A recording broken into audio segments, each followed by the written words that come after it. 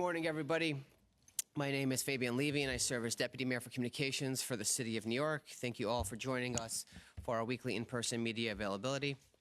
While we may have a slightly smaller crew joining us from the dais this morning, our mission remains the same: protect public safety, rebuild our economy, and make this city more affordable and livable for working-class New Yorkers. To tell you more about these efforts, the mayor has once again convened senior leadership for our weekly in-person media availability. So joining us today, we have Mayor Eric Adams, Chief Advisor Ingrid Lewis-Martin, Deputy Mayor for Health and Human Services Ann Williams-Isom, Deputy Mayor for Operations Mayor Joshi, and Chief Counsel Lisa Zornberg.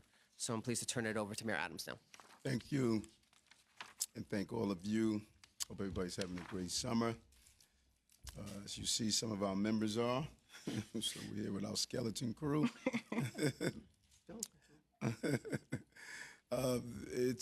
We try to make it clear and clear every day. Our goal is to protect public safety, rebuild our economy, make our city more affordable and livable.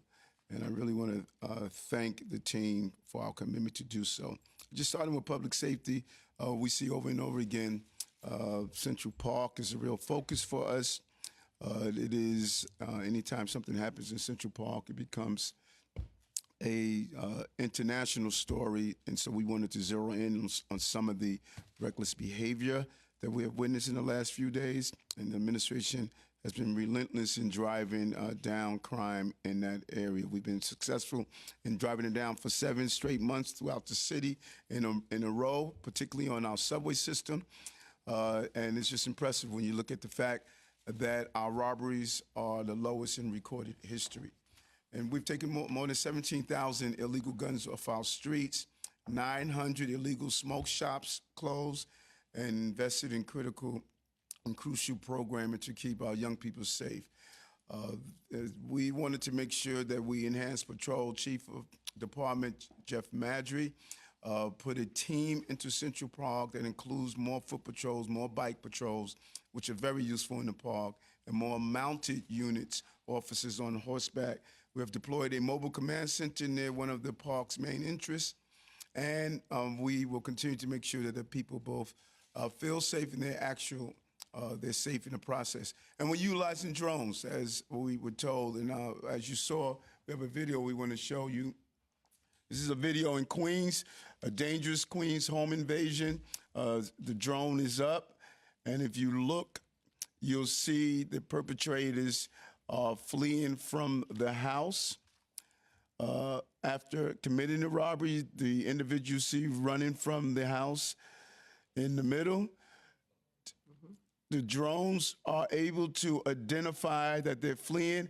If we didn't have those drones up, those police officers that you would see now starting to respond to the scene would not be able to know where the perpetrators were fleeing to. These drones, using infrared and the heat mechanism, were able to communicate with the officers on the ground and let them know the direction of flight, how many we're looking for, pennies on the dollars to use the drone. And not only does it save the lives of the officers who are responding, what could be extremely hectic and dangerous, but it gives you a view from the sky. Policing from the ground only is no longer acceptable. And this is why when you hear people mock drones and think they're toys and think that we should not be using them, this is why we use them. It saves lives. And so the next time we want to mock one, think about if you're the victim of a home invasion and you're able to catch the people who are responding. Good technology, using the right way, lean into discomfort, try something new to solve complicated problems that we're facing in the city. Job well done. And the Councilwoman Palladino asked the police officers to come out. She honored them for their response. And we believe that we're going to continue to hone our skills on using this type of technology. Economy, Brooklyn North. Really pleased with the vote that came out of the City Council. I communicated with the Speaker and shared with her, thanks for her support, 44-0. 10,000 permanent jobs, 7,000 homes, a real win. Next step, City of Yes, building more housing throughout the entire city, but we want to take this victory laps on the Metro North, Bronx Metro North station. This is a great initiative, smart way to build housing around transportation, and we're excited about the next steps in the city of Yes. And lastly, Tax Prep Center. We advocated to get the earned income tax credit increase over 20 years. People have tried with very little success, and we were able to accomplish that, and now we're seeing the benefit of it. Yesterday, we announced the expansion of tax credit, the center in Queens on Steinway. Currently, we have over $345 million back into the pockets of New York City residents. 746,000 New Yorkers have benefited from the tax credit. This is a real boon to our economy because those $345 million, they go back into the economy, go back into the local stores, the local shops. Low-income New Yorkers able to get the increase in their tax returns, and we're really happy. And when you combine this with the free tax prep and financial empowerment services, Bishop Taylor and his team out in Queens, that they're helping everyday New Yorkers really benefit from the earned income tax credit and just financial support. Everyday New Yorkers don't have the financial consultants that could assist them, so we have to do it on the ground level, and that's what we're doing for working class people. And so we just want to say also congratulations to our Little League, Staten Island South Shore Little League, on their run so far as the Little League World Series. We took a picture with them earlier. Diane, you helped bring that together, right? So we're really excited about that, and just want to wish them good luck. Okay, turn it back over to you, Fabian. Thank you. All right, Liz? Yeah, good morning, everybody. And it's National Radio Day. Oh, okay. So, Mr. Mayor, first question. A month ago, and it was at one of our meetings here, you said that you were going to give the gun detector in the subway a month, and then you're going to evaluate. So it is a month. So I was wondering what's happening, if you have numbers on it, what was recovered, is it successful? Is this the company that you want to use? Well, we want all companies to come out, and if they got a product, we want to continue to look at good products. And so I will get a report from the police commissioner on where are we, how many tests have we conducted. We do them in collaboration with the bag checks. And so we'll get a readout on exactly how many, how good were the results. I don't have that in front of me. I'll speak with the commissioner to find out. Second question. There are so many women that are victims of these random, unprovoked attacks. I don't know what you think can be done about that. Is there something proactive that can be done, whether it's, PSAs, just letting women know what they can do to protect themselves, or give them advice on how to protect? What can be done about that? Great question. And as you just stated, random acts of violence. You're walking down the block, even if a police officer is standing there, if you're someone that's randomly going to assault someone, that is extremely challenging to police. One thing that you can do, we're finding that these random acts of violence, one is too many. But we're finding that many of the people involved are dealing with severe mental health issues. This is why we have been fighting for involuntary removals. People who are unable to take care of themselves, harmful to others, and one proactive way is to get them inside care, as Dr. Fassan has stated.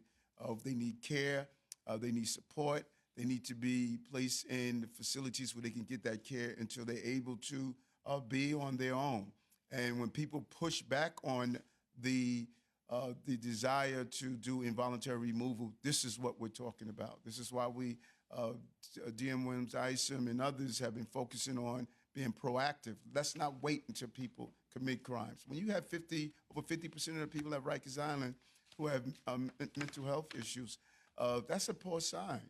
That's a poor sign. And so that is one of the proactive ways that we can do it. Let's get those who need care into care. Is there any way women can learn some techniques or something to protect themselves? Do police give that kind of advice? Yeah, well, I think that's a very good suggestion, and I'm gonna speak with our crime prevention officers because maybe we can do some PSAs and do some videos. Because any way we can prevent this from happening, we want to do so. A random act of violence is just that. It's a random act, unexpected. Someone comes out of nowhere and just carries out a vicious act against you, and it is challenging to police.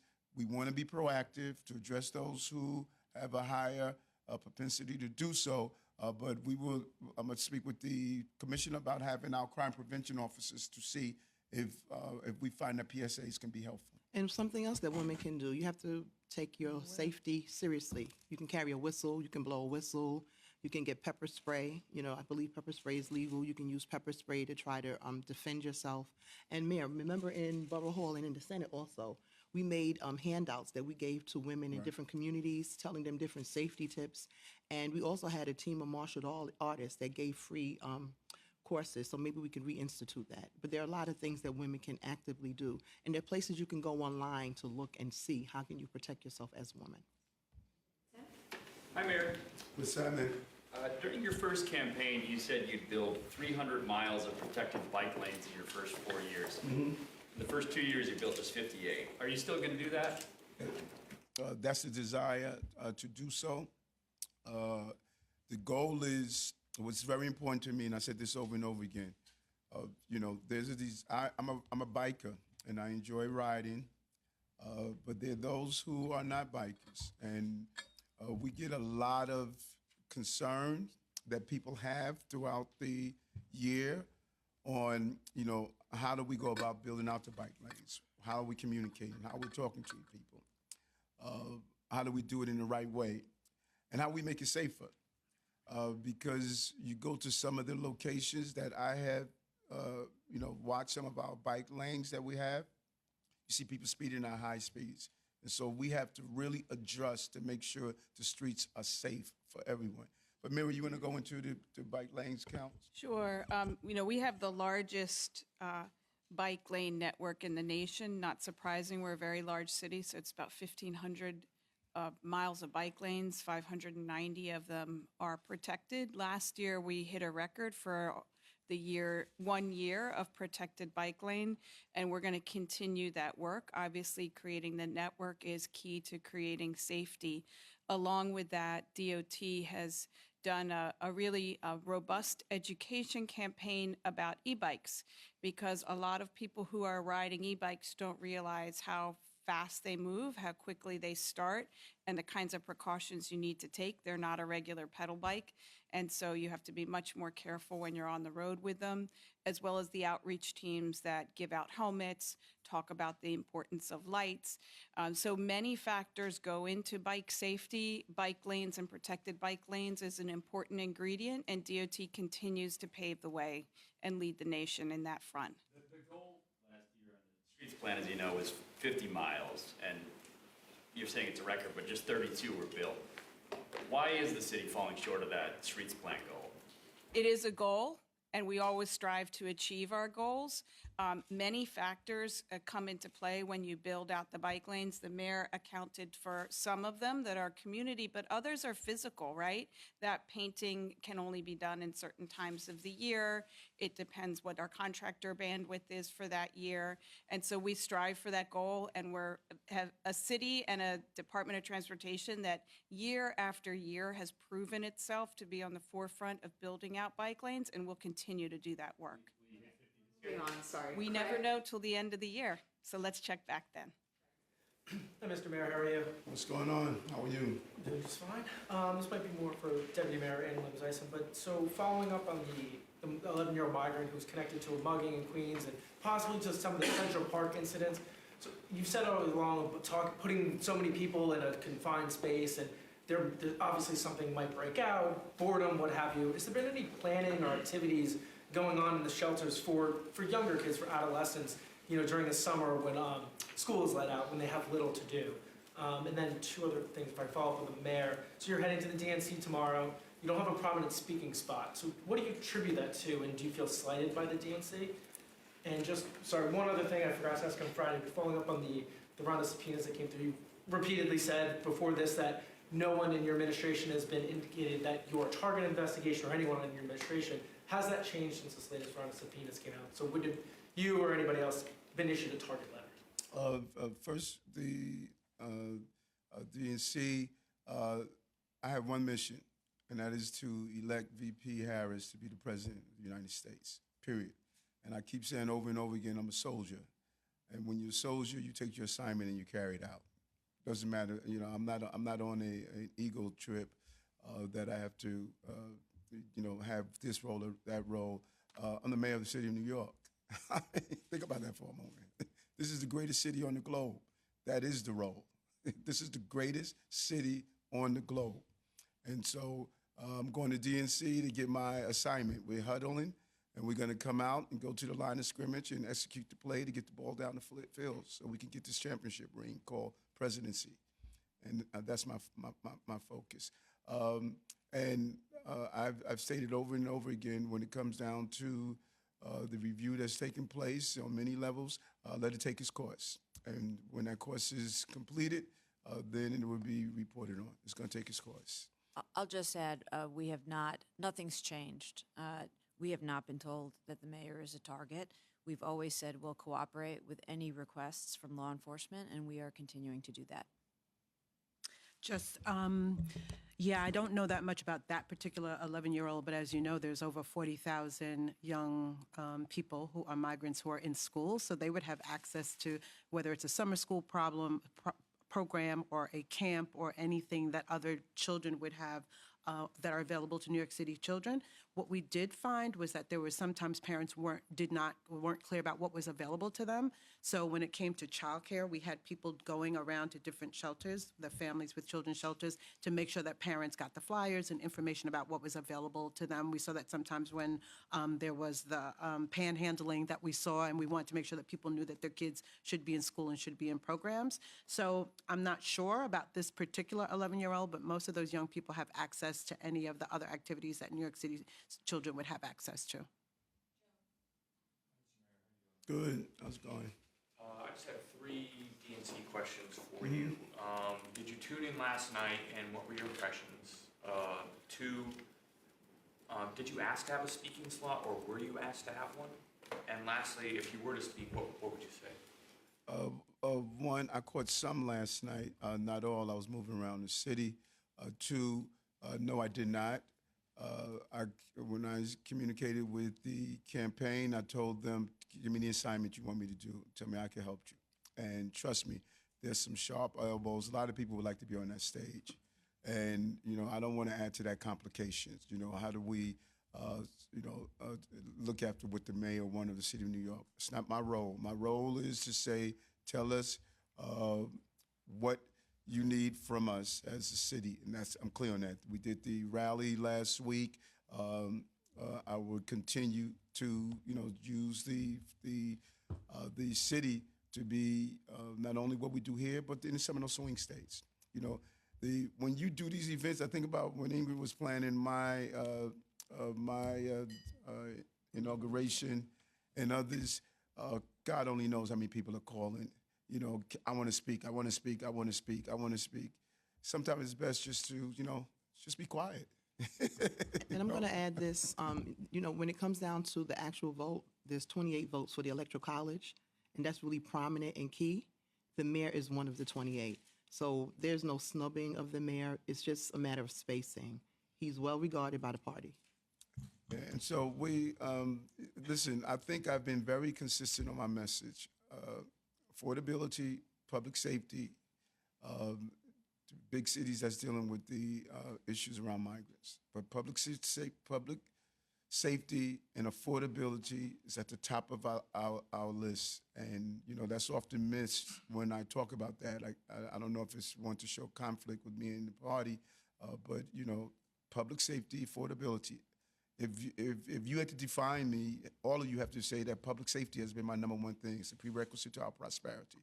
And that is what I'm going to push. What's happening in New York, when I talk to my big city mayors, particularly the African-American mayors, they're saying they're dealing with the same issue, public safety and affordability.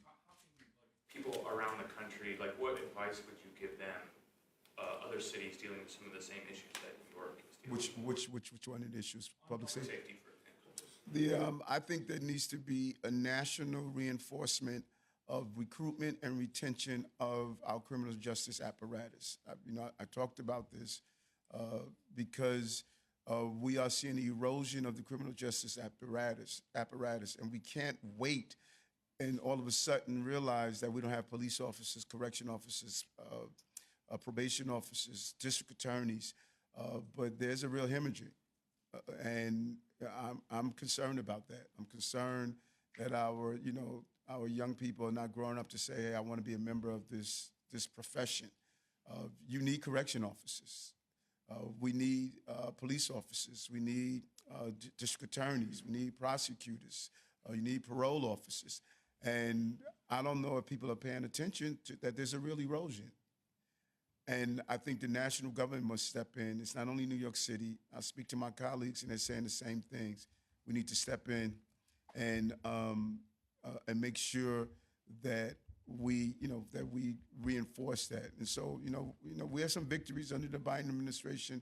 Murders are down nationwide, but in order to continue that success, we have to make sure that we get the support of our criminal justice apparatus. And I tell the party all the time, we had a good plan.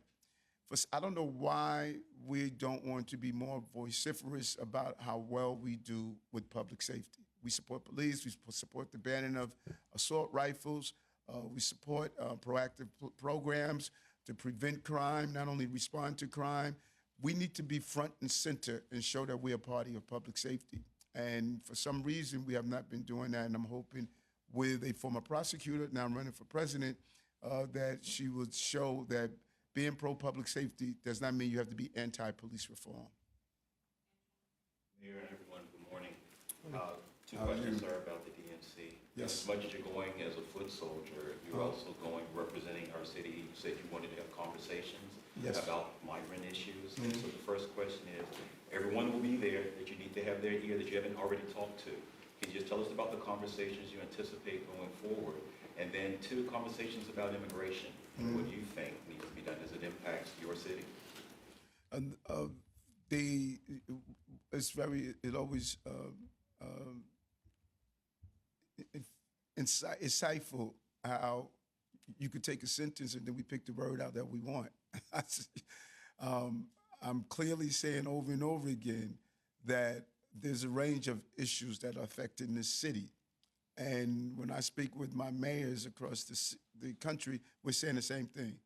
And not all of them dealing with the migrant crisis. Chicago, New York, Los Angeles, Houston, a little Denver. Those are our issues. But there are the issues that all of us are facing. Housing, affordability, public safety, all of us.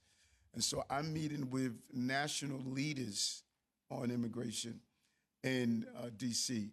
Some of them have come here, they've traveled here, and they've been extremely pleased on how we've managed this, what Deputy Mayor Williams-Eisen has done, and Chief of Staff Camille has done, and the entire team. And they want to learn from us.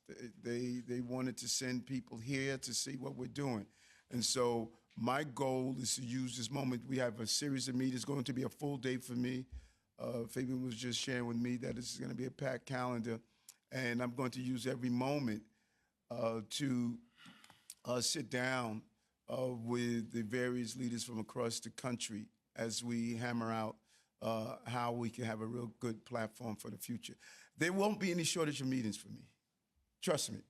When we go to these events, there is a real desire to hear what New York is doing. The tone of New York sets the tone for the entire country. And it's going to be a full day, like it's always is when I go to these events. But affordability, public safety, how do we deal in those cities that need to deal with the migrant issue? Quick follow-up, Mayor. Yes. You've been handling this for a while, managing it. Do you feel overwhelmed? No. You know what overwhelm is? I know.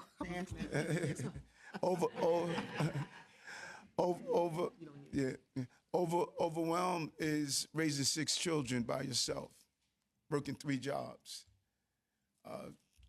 dealing with a son that has dyslexia and motivating him to learn,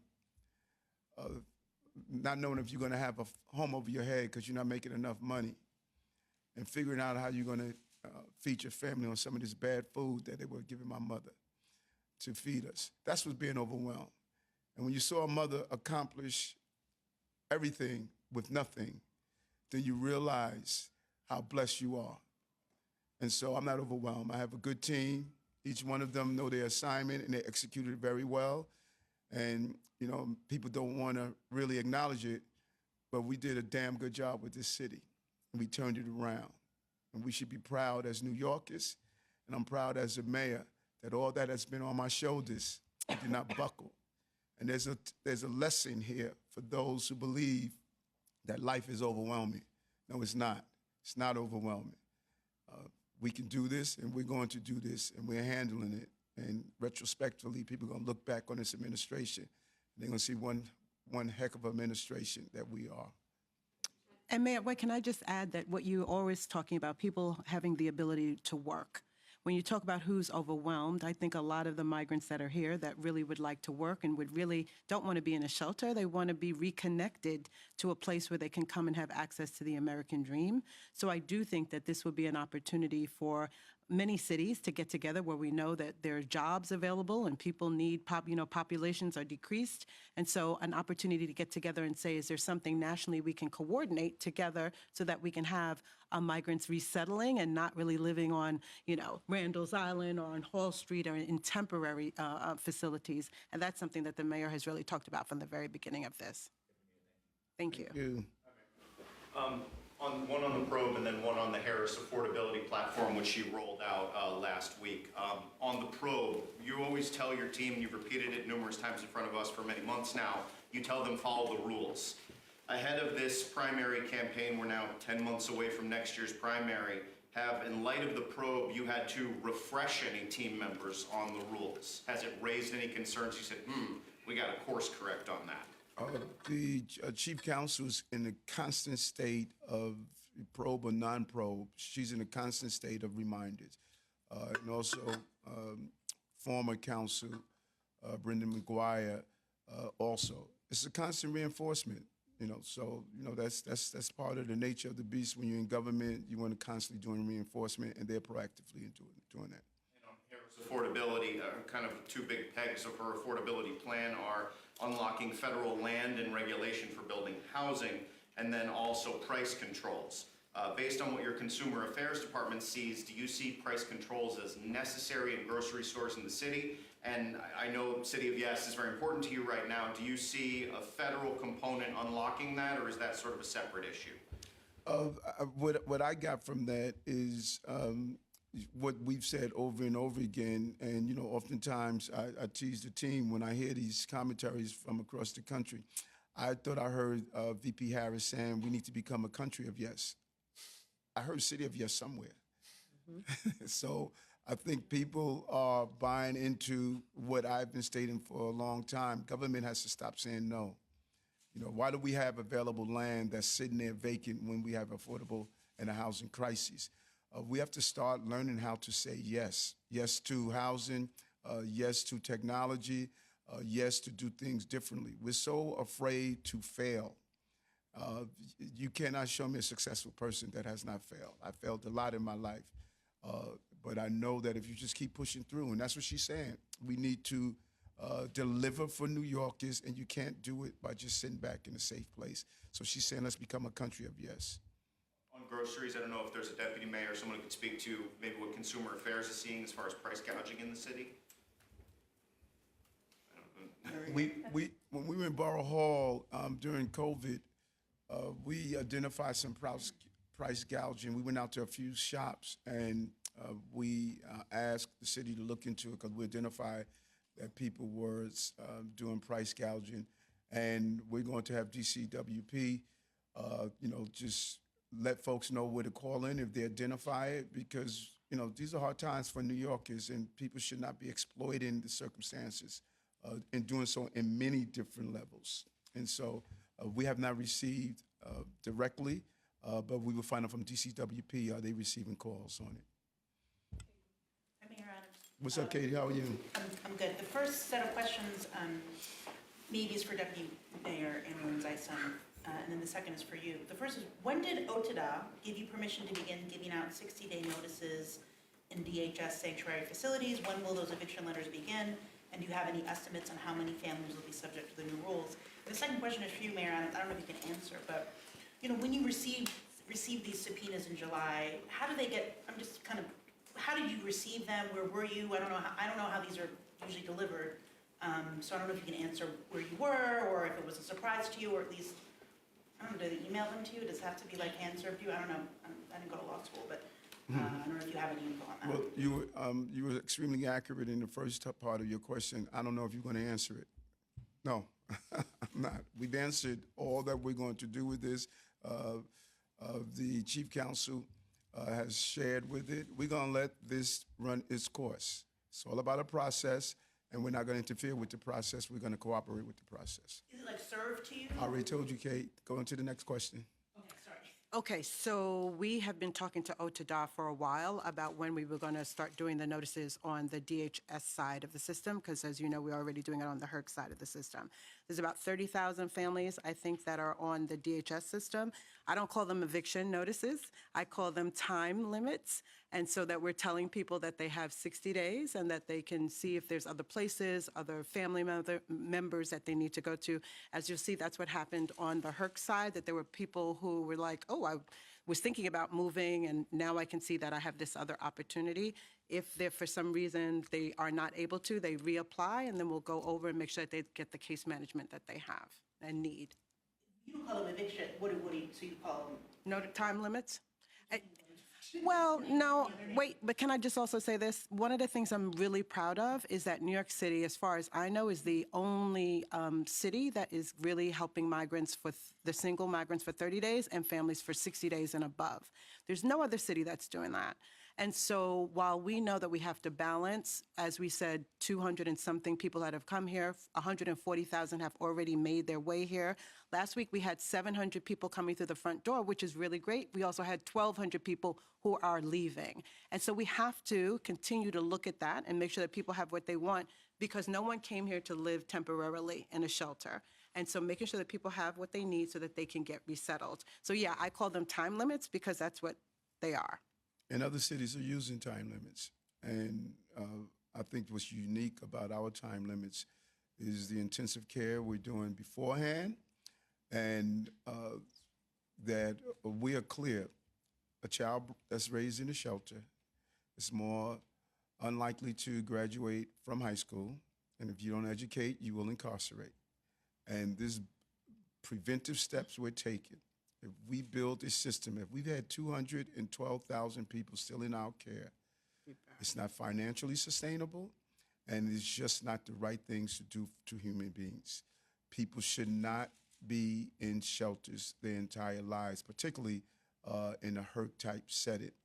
This is traumatizing, and I don't know if many of you have seen what it is, but it is traumatizing to live in these conditions. We need to allow people to work. And we are doing it in a very humane way.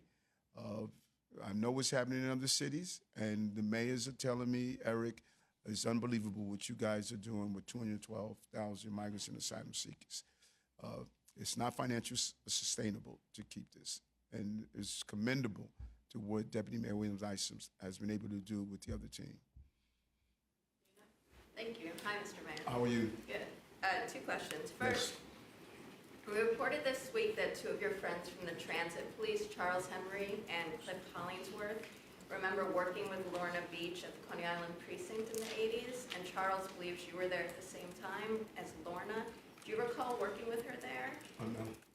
Sorry? No. No, okay. And then secondly, given how few dedicated bus lanes your administration has built, do you still consider yourself a bus mayor, a pro-bus mayor? Yes.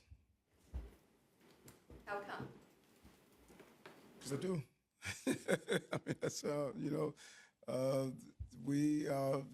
use public transportation. I move forward with our buses, and we're going to continue to do so. I do consider myself a bus mayor. Thank you. Hi, Mayor. How are you? Good. Yourself? Good, thanks. Another DNC question. You said you're a soldier. Going to the DNC is not about an ego trip, but I'm curious, do you feel that not having a more prominent speaking spot, or even the city not winning the bid to host the DNC is a sign that the city's own needs are being overlooked by the national party. And second Totally question, being, I'm sorry, totally being. overlooked by the party. And the second question, you've called yourself the Biden of Brooklyn, and a few years ago declared yourself the new face of the Democratic Party. A lot has happened in that time. You've consistently criticized the administration on immigration, also Biden no longer the top of the ticket. How would you describe your current role and influence in the National Democratic Party, and do you think that that's changed over the last 3 years? A couple of things. Some of the recent congressional elections are very telling of where New Yorkers won from their congressional leaders. You're seeing we just talked about the VP Harris is talking about we need to be building more on governmental land. So the whole concept of city of yes. I think that it's not about dollars and cents; it's about common sense, and I'm a common sense executive. And New Yorkers don't want the extremes in their policymakers anymore, and they want common sense approach to dealing with bread and butter issues. And you saw that when it was polled around the first two primaries. What was the number one issue? Migrants and asylum seekers. That was the number one issue. When we were talking about, when I first got elected, I was talking about public safety. What was the number one issue? Public safety. And so there's some clarity that I have my fingers on the pulse of what everyday people need, because I'm a working class person. And so moderate leaders is what our country desires. They're tired of this far left, far right throwing negative things at each other when they are hurting in the bread and butter issues. And so I think what I've started, it has continued to resonate throughout the entire country. And I hear it all the time from my mayors all across the country. And so sometimes you plant the seeds and others will nurture and allow it to grow. I'm not looking for credit. I'm looking to help working class people in this city and country. I don't need to stand up and say, look at what I did. I'm like Josh Shapiro, how he's getting stuff done, And so that I think that is what's the most challenging thing for many of you. I'm not looking for credit. I already had a career. I had several careers. I'm looking to produce for New Yorkers. And when you do that, you're going to be in face of criticism. But New Yorkers are better and will become better more and more under this administration. And when you do that free from credit, free from worrying about criticism, there's a freedom to do what's best for the city that I'm enjoying a lot. Do you believe the city's needs are being overlooked with the DNC not being hosted here or not getting a speaking New York, New York it has always been a place that has been a Democratic stronghold, and folks tend to believe that this is a solid place for Democrats. I don't think it's being overlooked, not at all. You got your Democratically, you have New Yorkers that are going to have a prominent spot. The former senator and secretary, she communicated. She's a New Yorker. So I don't think so. I think the party leaders are putting together the combination of what they need to win. And if people who are part of the party, if they believe in how do we win, then we're gonna leave our egos in our home jurisdiction and just go there with the mission of winning. That's all I know. What's the mission of winning? And the party leaders that are doing it, they're doing the play calling, the coaches that are doing the play calling, they're executing it, they're giving us the play to call, let's execute the play. And one of the worst things you can do is have a bunch of people in the room with all of their opinions. And, when you put a group of high-profile electors, if you come with all of those egos, then it's going to get in the way of the mission. We're going to major in the minor instead of not majoring in the mission. And I'm majoring in the mission, and that is to win. That is my focus. And whatever we have to do to carry out that, I'm going to be a part of that. Thank you. Two questions, one Yes. for you, Mr. Mayor, one for you, Lisa. Just to follow up on Craig's question, you said you have gotten no indication that the mayor is a target. I'm wondering, does the same apply for anyone connected to the campaign or the city hall office, or is there someone there who has been informed of them being a target? I don't know of any individual. I have not been informed of any individual being a target. You could speak to others outside the city. I'm speaking for the mayor's office. City hall, since that's Correct. Mr. Mayor, on the Financial Control Board meeting last week, you mentioned you got to continue to be fiscally smart because of fiscal headwinds on the horizon. Both comptrollers said there's a lot of unbudgeted spending. I'm wondering, given that, should New Yorkers expect more pegs, or how are you going to handle being fiscally smart with that being the case? In this business, Chris, what I've learned is that you cannot be stagnant. You better be ready to pivot and shift. Little did we know as we started the PEGs in the beginning of my administration that we were going to have 212 migrants and asylum seekers. But because we were ready to pivot and shift as a need, we were successful. And that remains true, today. I'm going to look at where we are, what are the financial challenges we have, and I'm going to pivot and shift and make those difficult calls. Leadership is about difficult calls.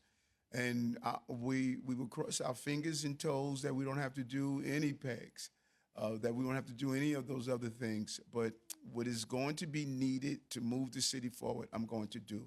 And unlike other cities that had the fiscal cliffs that we experienced and that had unfunded programs waiting and other challenges, we have not laid off one teacher. We have not increased taxes. We have not laid off city employees. We have made smart decisions so we can sustain the financial stability of the city. And I think that is part of the story that has yet to be actually told. I thought Reverend Sharpton did a great op-ed when he was saying, what if I told you a mayor did this, this, this, and this, and had all of these obstacles?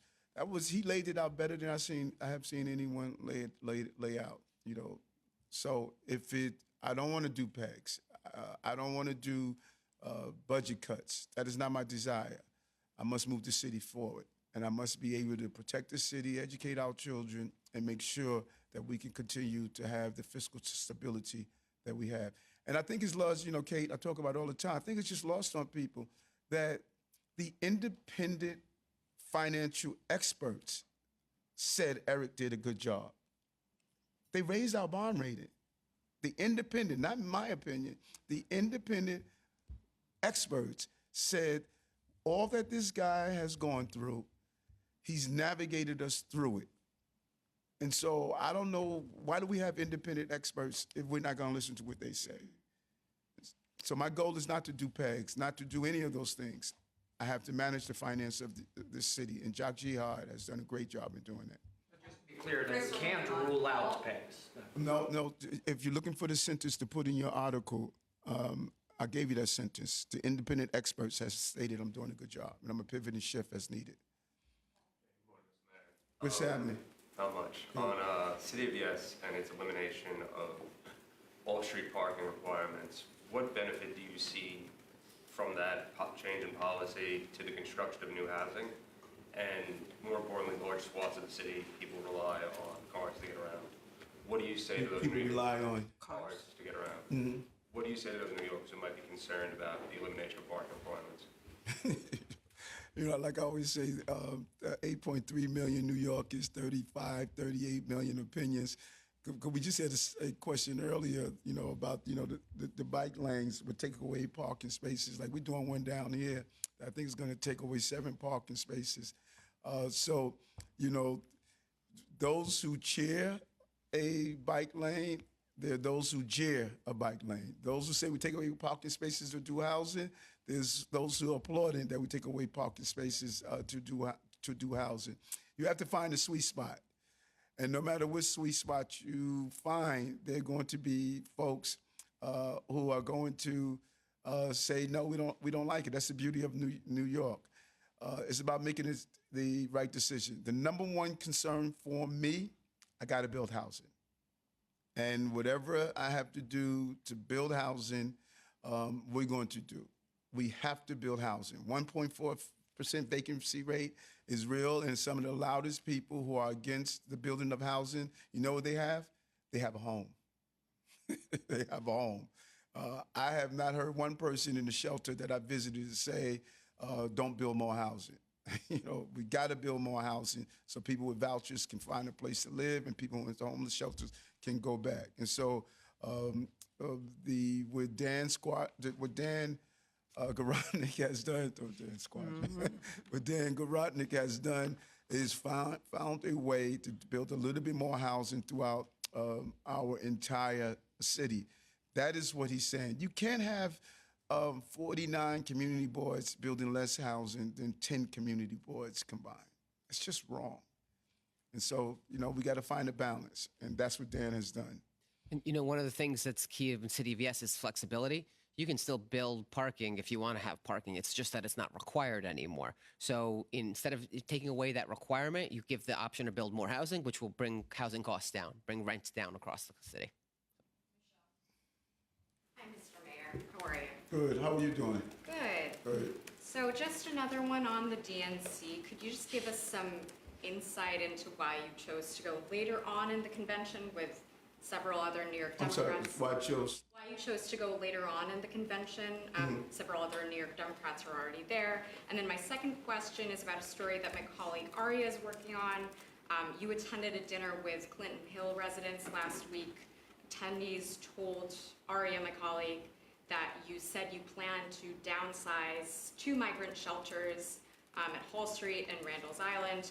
Your press office disputes the characterization. So, I mean, since we have this opportunity to ask you in person, could you tell us, would you like to tell residents, rather, whether you do indeed have plans to downsize these 2 shelters? Yeah, first the DNC travel, you know, very interesting. When I leave the city, y'all say, where is he? Why is he going away? Why is he out of here for 2 days? If I don't leave right away, you ask the question, why didn't you leave right away? You gotta love New York. You know, I have a lot of stuff to do in the city. And I had a lot of great announcements. I was really pleased with the tax announcement that we did. Tonight, we're giving the key to the city to Fat Joe, who's a real icon in the city. I had Entertainer's key. Entertainer key to the city. You know, I'm really excited about that. But there were a lot of meetings, a lot of things I had to do here. And, you know, New York is different than other cities. This is a city where there's a lot going on. And, you know, I want to get there. I'm really looking forward to hearing VP Harris's speech. The way the team has maximized my day on the ground, there's going to be a full day. So maybe to accomplish without the dead space. Some people go for 5-6 days, and, you know, there's a lot of dead space in between. I just don't like dead space. I want to be, you know, let me get there, do what I have to do, even when I go to normal conferences. And that's what I wanted to do. But there was a lot of stuff I had to do here in the city, a lot of meetings I did not want to cancel and push back. If I could have gone for 5 days and, you know, communicated, the mayor of Chicago invited me to several different things that he's doing, but I just didn't have the time to do it. There was a lot going on here. I think you forgot we also have off topics. Right. Imagine. And matter of fact, remember I said that. You said, you know, do you want to go Tuesday? I said, no, we got off topics. You know? So I wanted to, God forbid if I would have missed off topics. You know. Was there another part of the question? Yes. About the Clinton Hill. It was a great meeting. Residents of Clinton Hill asked me to come in. That was my former precinct, 88 precinct, and we had a good conversation. And the chief of staff was there with me, as well as Molly was there as well, and we engaged in. It was just a good conversation. And you know what was interesting is that, as I keep saying, the number one thing I hear when I'm able to have these good conversations is that people say, I did not know that. I hear that so often. People say, I did not know that. They didn't know that we couldn't stop the buses from coming in. They didn't know that we don't have authorization to have them work. They didn't know that if we allow them to volunteer and give them a stipend, that would be against federal law. They didn't know we didn't have the authorization that if someone commits a serious violent felony after they serve their time, we can't turn them over to ICE. They walked out of the meeting. When I left, we left saying that they had a whole new respect for what this administration is doing, because everyday New Yorkers don't know what limitations we have. And so part of what the chief of staff stated is that we want to downsize the large locations, because they have a large location. I think, how many you have over there, 3,000? A little under 3,000. Yes. Another 3,000 over there. And so our goal is to find out how we could downsize to smaller locations. We didn't make any solid commitments or promises, but this is what we're looking for. But you find that in the downsizing, you have to move it to other communities. And, you know, just some communities just feel they should not have any shelters at all. That's just not fair to everyday New Yorkers that do. You know, I look at what's going on with Councilman Salamanca, the councilwoman out in Queens, that, you know, they have large numbers of shelters. It's just not fair. And so that's what our conversation was. We first wanted to educate them, encourage them to volunteer, to do more, because they're doing some good things in that community. They're helping in many ways. They have a cleanup campaign, and we also wanted to make sure that around these shelters that we keep it as clean as possible as well. And we think DSNY should provide special cleaning in those areas, because you don't want it to be, you know, a place that is not clean. And so our goal is to find out how we could downsize from these large shelters. Just to clarify, we're moving on to No, let us finish. Thank you. What would a downsizing look like? Would it be moving a certain number of migrants from those two shelters to other shelters in the city, or would it be giving them tickets to help them get out of the city? What are you guys looking Can I at? chime in? Yes, you can. So as you know, this is why it's so important that we help people to move on, right? So that as the census decreases, we can consolidate to other spots and move people from the larger sites to smaller sites. So that's the way that I would think about it, is when that opportunity presents itself. Like I said, this week, you have 700 people coming, but you have 1,200 people who are leaving, then we can backfill in other smaller places. So we're looking closely at that. Hi, How are you guys? I wanted to follow up on the migrant crisis. There was a sweep at Randall's Island on the encampments, and some of the migrants we spoke to there said that their time limit had been reached at 30-60 day, that they didn't feel comfortable staying in the emergency shelters that had been provided to them. Is there more that can be done when it comes to the casework? Because it feels like the sweeping the homeless encampments is not actually the issue, but something else. And then Can I start? Yes. I jumped in, the poor mayor. Sorry, Mayor. So I don't use the word sweeps because I don't think they're sweeps. We're going in and we did outreach and cleanups, because we know what works, and it doesn't work for people to be staying and living in a tent in an encampment. You're right, Kelly. What we found, and it was about a little over 100 people. So let's just keep that in perspective when we think about the thousands of people who have gotten case management and who've moved on. There have been some people who didn't like where they were given. So they were out in JFK and they'd rather be in Manhattan. There were some people who actually lost their paperwork, so that when they went to the Asylum Seeker Help Center, they weren't able to apply for asylum. So we're coming together and we're figuring out what are the right things for those people. So all of those people have said they've gotten case management. But that they didn't like some of their accommodations. They're choices that people are making, and so we're going to work closely with them, but you can't live in a tent and you can't be in an encampment, and we're going to re-ticket people. About 50 people went and were re-ticketed, and then there were another group of gentlemen out there who are in other shelters but like to hang out at Randall's Island. So that we have to really weigh all of that, because it's not good for long-term New Yorkers to have people just hanging out there, and it's also not really good for the migrants to go there. Safety issues, the mayor has been really clear about safety issues. That's why we wanted to do the administrative inspections that we do there. That's why we have metal detectors. That's why I have police officers there. We want everybody to be safe, and that's one of the reasons why he also wants to decompress that site, because there were 3,000 people there, and making sure that we have the right amount of people there. So we're talking about over 100. We're talking about over 100,000. Over 100,000 that have transitioned out. Yep. 100 out of over 100,000 that have transitioned out. There's always outliners. That is what life is about. But we've been very clear. We don't tolerate encampments. If we see them, we're going to take corrective action, and that's what we have done. And for someone to say, those hundreds, for them to say that I don't like the conditions that I'm in, that's a humane conditions. For them to say that when everyday New Yorkers have opened their hearts to say we want to assist you, that's just wrong. You know, we have opened our hearts, and the people who are in these encampments, when I walk in there, they applaud and they say thank you. And so those who don't appreciate what everyday New Yorkers are doing is wrong. Just before you go on, Kelly, just one thing to point out. I just did some math, Mayor. So we've had over 212,800 asylum seekers who have come through our system in the last 2.5 years or so.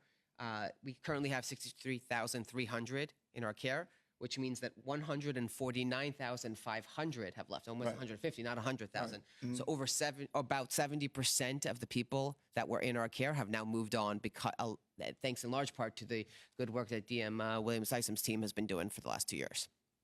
Some of them have moved on and then formed encampments. So you're talking about out of 149, 100 out of 149,500. Got it. 1% or something?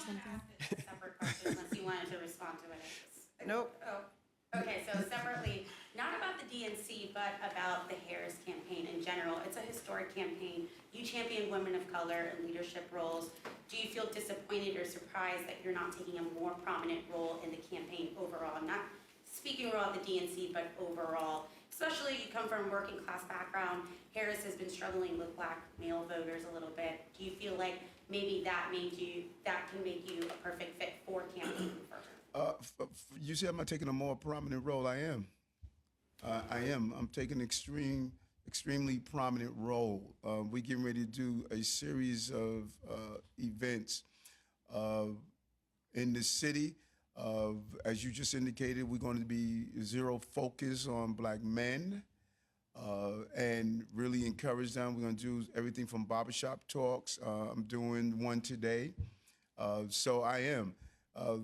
And I'm not quite really picking up why, there needs to be a desire to define what they need of me.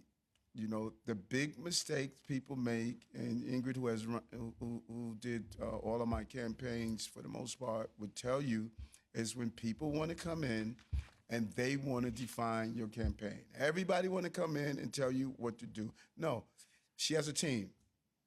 Her team are the play callers. I'm going to execute the play callers.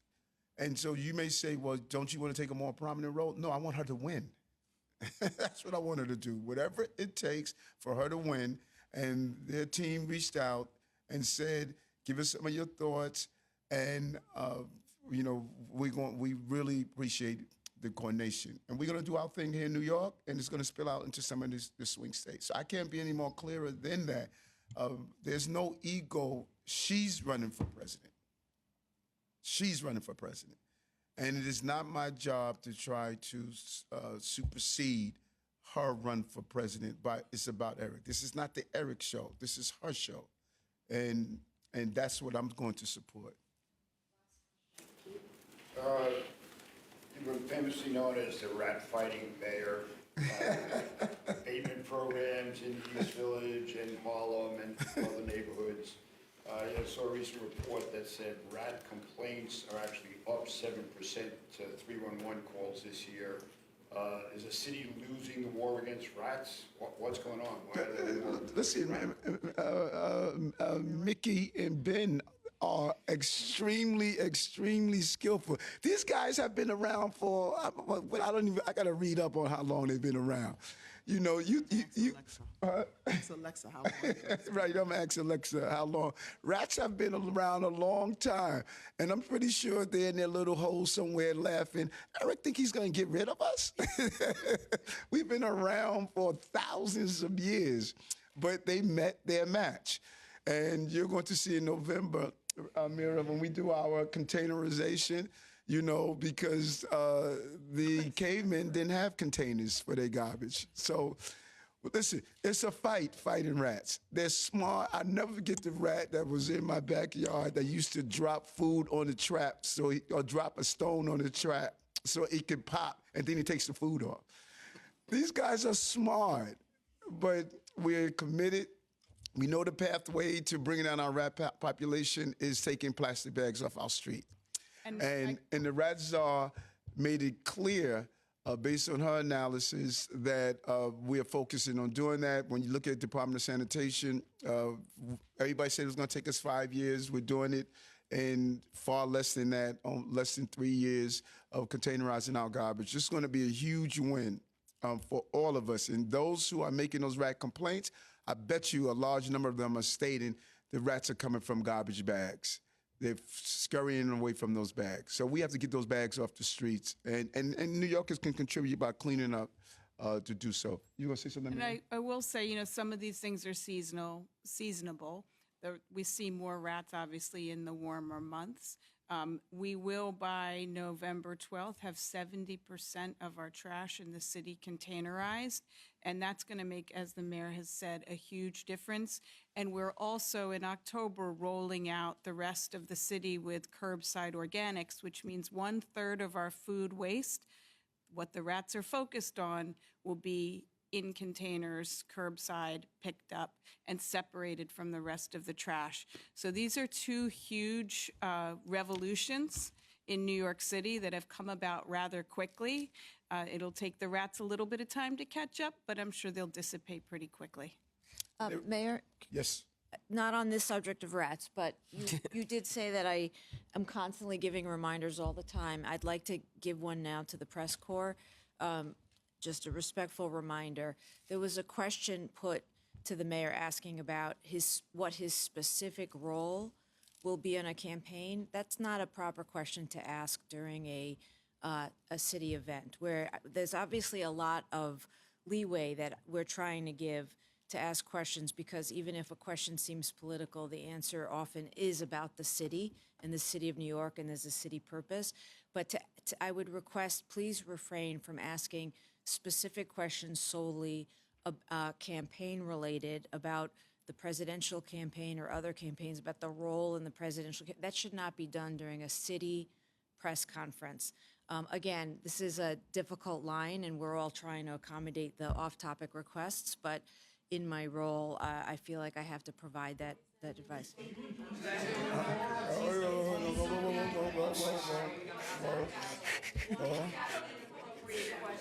is that an inappropriate Ridiculous guidance. Let her talk. It's not that it's an inappropriate question. It's that it's an inappropriate question for this forum. And what I'm saying is based on advice that we have been given and guidance from the Conflict of Interest Board. It's about anything that's purely about someone else's campaign. What role are you playing in that campaign? Something like that. There has to be a parameter. I'm trying very, very hard to navigate that with respect to the press corps and in consultation with the COIB. But that is just, look, there. It's an open forum for questions, and it's all being done in a respectful way. You're what the council is stating during this political season, being proactive. She has been communicating with COIB, and we don't agree with all the rules. Let's be clear on that. You know, we don't make these rules. We don't agree with all of them. But if the COIB gives us something, we have to adhere to what they give us. Well, that's what the council was going into. I can circulate and I can try to be clear, but the only point I'm making today, every question we allowed. But a pure question of what do you anticipate your role is going to be in the presidential campaign, it is my view, advised by the COIB, that that should not be the type of question that's asked in the Blue Room at City Hall at a press conference to talk about city issues. Their issue with that? That's a great question. Is he representing the city as the mayor? All right.